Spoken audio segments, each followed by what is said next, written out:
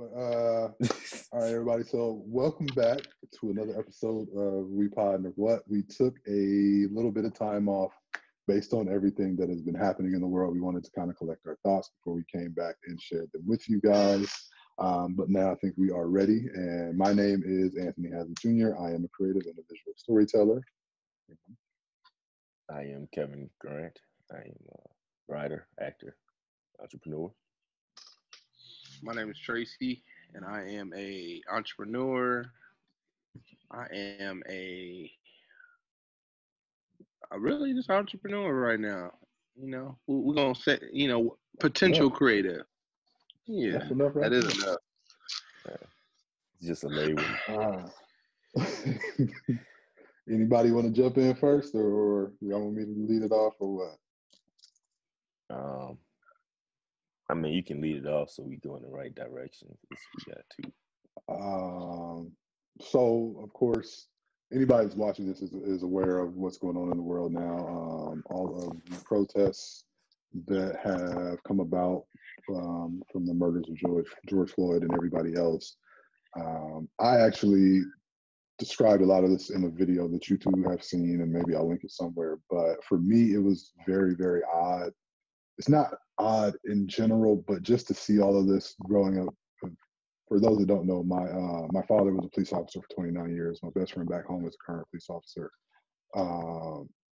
Both black, obviously. But so for me, I've always had a different dealing and understanding about police officers, but also it doesn't change the feelings that I've always had as a black man. Just even if you're driving, and this is back in Nebraska, somewhere where I knew if I ever got pulled over, I have the same name as my father, who was a retired police lieutenant. Nothing likely was going to happen, but it's always that moment whenever you see a cop car behind you that you just have that unease because you never know what's going to happen. So having that growing up, and just not that more is happening to us, but seeing more documented and shared with the world is definitely just such an unsettling thing. But I also understand on the other side that not every police officer, just like anything, there's no whole group that is bad, but there's no denying when you see statistically how much more happens to us and other minorities.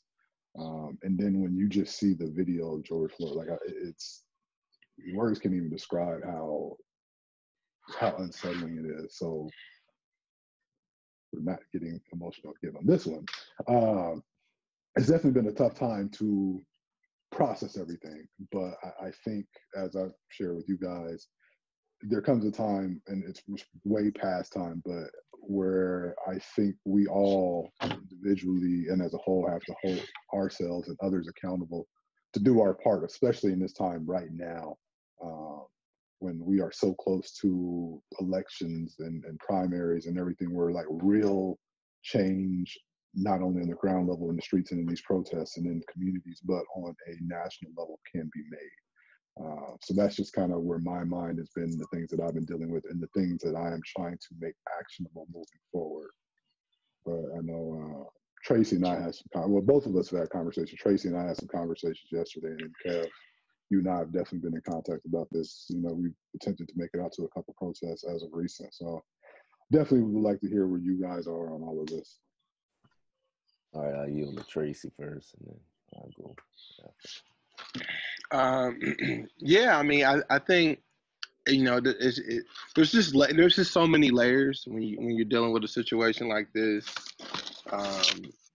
nationally, locally, personally, because you have so many different emotions, and depending on what your background is, like if you got family members that are first responders, you got family members on this side, if you're, depends on if your family's a melting pot, then it's just, there's just so many levels to the situation. But, obviously I think first off, it's just, I think it just starts with that human and moral compass that we all have. There's right and there's wrong. I think when you break it down, and obviously, you can this can get really political. This can go there quickly. And I know, because I've lived it. I'm a black man in America, But, I think it comes down to there's right and there's wrong. And I think, what we saw was definitely wrong. And it definitely sparked so many different emotions for so many different people. I got friends I got multiple ex teammates who are police officers, firefighters. I have a close friend of mine who actually just got hired as a police officer a few weeks ago. So, and these are all, these are, it's so ironic because all the people I know, they have, amazing hearts, amazing compassion. Um, but I think,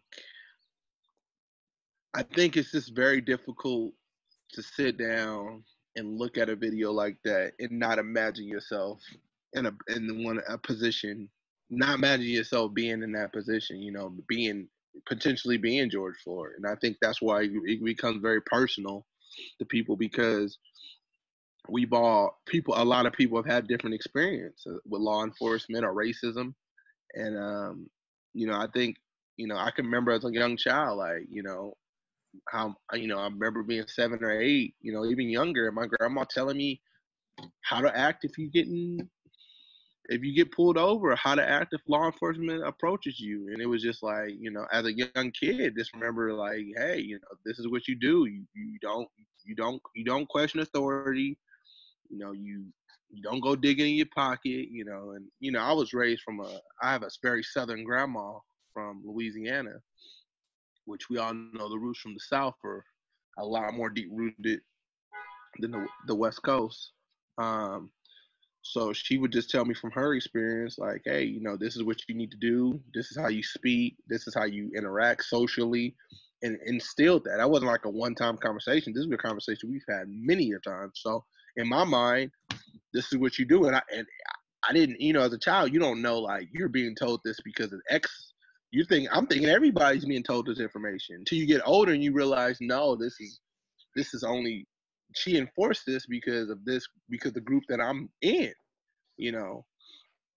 she enforced this because she knew what her brothers and her siblings and the people that looked like me, she saw what they went through. So she wanted to make sure that I was safe at any time. And she knew that there was a high possibility that I would have interactions. And she wanted to make sure that I knew how to deal with those. And I just remember it. And that's kind of what I thought of. And, just, for me, like, I grew up in the suburbs. I was always, be truthful with you. A lot of my family's from the inner city. My family took me to the suburbs. So it wasn't a lot of minorities in the suburbs where I grew up. So just, I kind of have the reverse of dealing with that, standing out. you know, there might be there might be 5 Black people in the whole school sometimes. But then on the weekend, I come hang out with my cousins and my family members, and I'm getting, so I got the best of both worlds. I'm kind of rambling on, but yeah, I had to take some time on and really just receive that and just really just process. I think the hardest thing for me was it's one thing to hear about it, to read about it. I'm a pretty big reader when it comes to situations and comes to history, because I believe the best way for history not to repeat itself is first of all you got to know the history. You got to really understand what is real and what's going on in the history. So I say all that to say, heavy hearts, still heavy hearts. Trying to see, trying to look for the I don't want to say positivity, but trying to look for the silver lining, that can potentially be here with, maybe changes that are happening, policies and different things that have the potential to potentially make an impact. I'm done, Kev.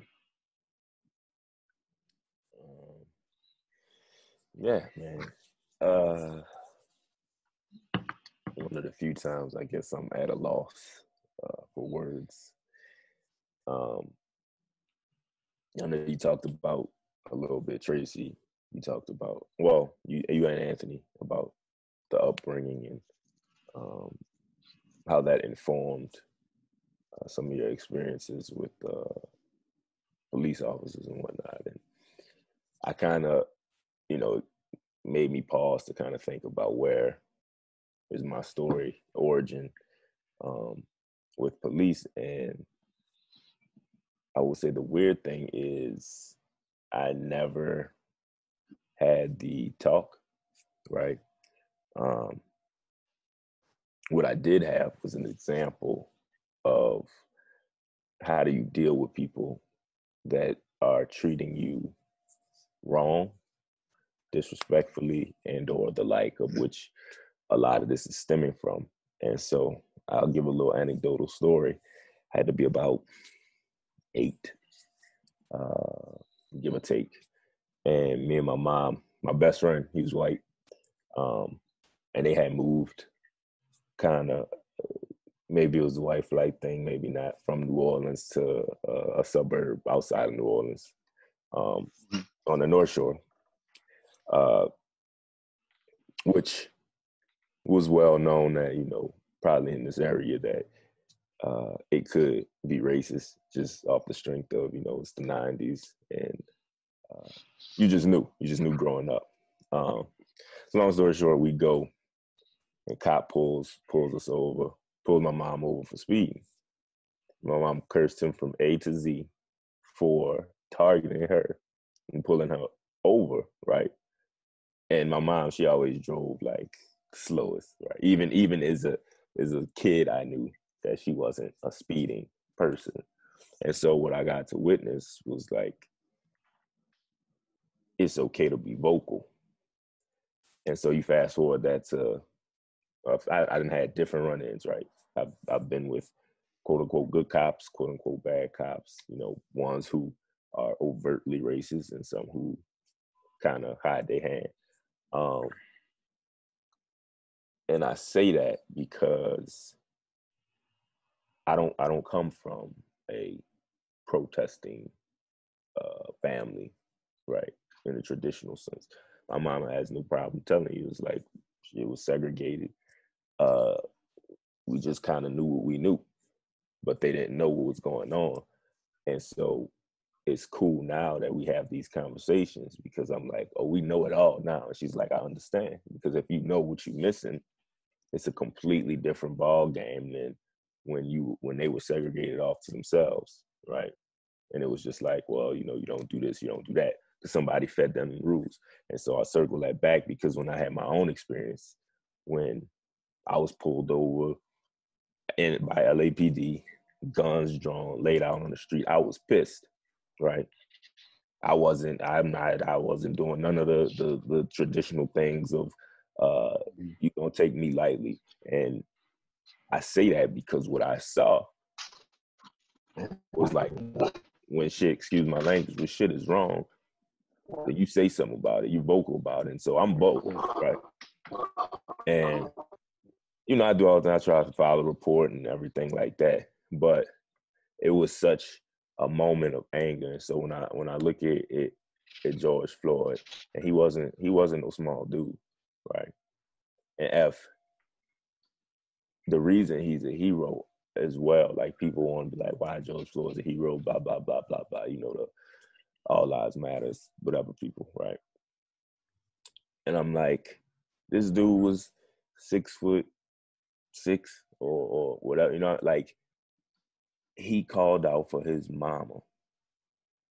With his dying breath, he called out for his mama. This is a man. This is a human being. This is somebody that you taking each breath away from them. A grown man calling for his mama, his dead mama, for I don't know how long. And instead of even really trying to put pressure on these cops, because he was no little dude. He worked in security. I know he could have handled himself if he wanted to.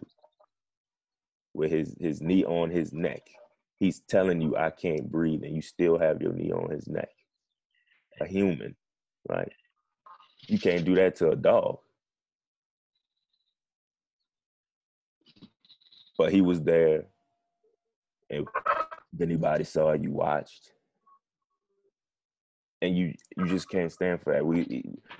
The system in itself, when you can have somebody that feels that type of way about another person walking around with this assumed authority and this power and a whole system set up to protect them, if they destroy you, then that can't stand. And you know, people can say all they want about, oh yeah, well now the world knows name, blah blah blah. No, fuck that. Why do I have to die for you to know my name? Why do I have to be a hashtag for you to know who I am or what I stood for, or for me to matter? So my point on it is, I think all that shit needs to be like just reconfigured, reorganized. Um, Again, I'm not fuck a talk. If you ain't gotta talk to your kids about it, then I'm not about to be out here trying to preface and pander to a theory of why I should be subjugated to bullshit because I'm a man. And if you're a man, you're a woman, whatever you are, you're a human being, and you deserve certain respects. And if you're not gonna get it, then you gotta take it. And that's my saying, because I'm probably going into territory that I appreciate every one of them words. I appreciate every one of them words. Well, I honestly don't even want to say nothing else unless either one of y'all got something to say.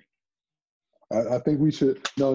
I'll take that back. I think we should we should figure out actionable steps moving forward. That's it. Like what we can do, what people can do.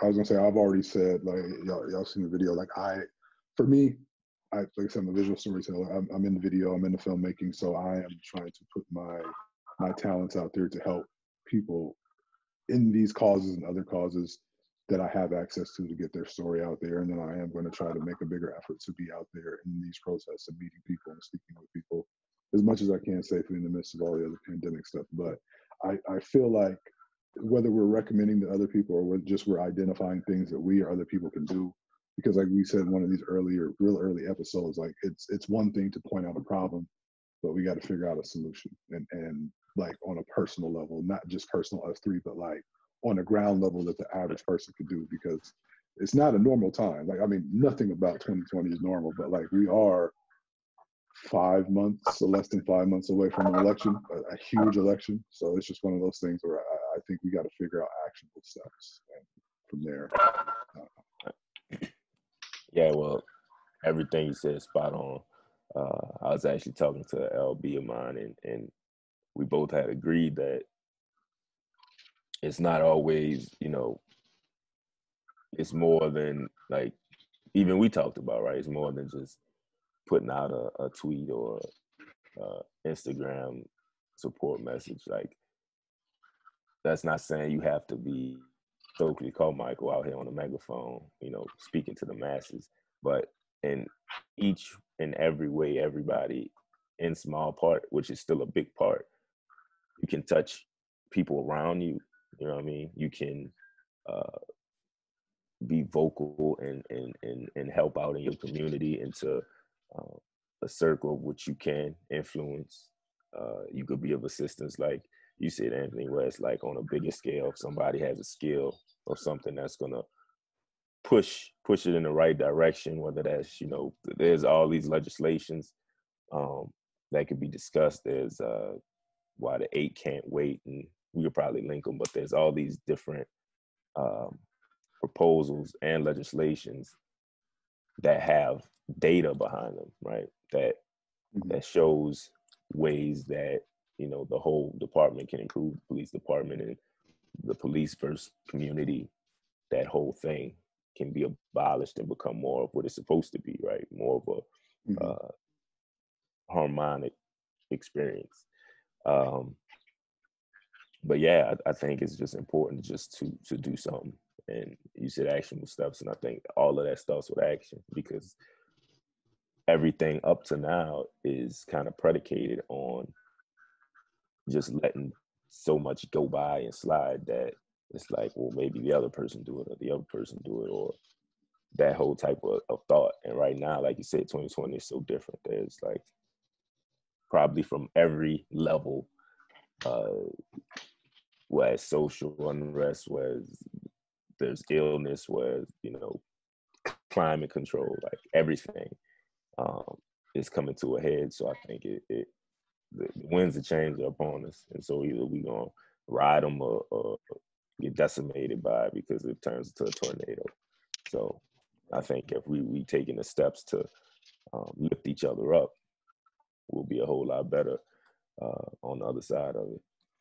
All right. Well, I think on that note, we will sign off on this one, and then we will come back sooner than later and give everybody a full episode. But I think it was really important to get this one out and to share our thoughts and where we're at on everything. Hopefully create a little bit of a dialogue. Yeah. All right. So I'll see you guys.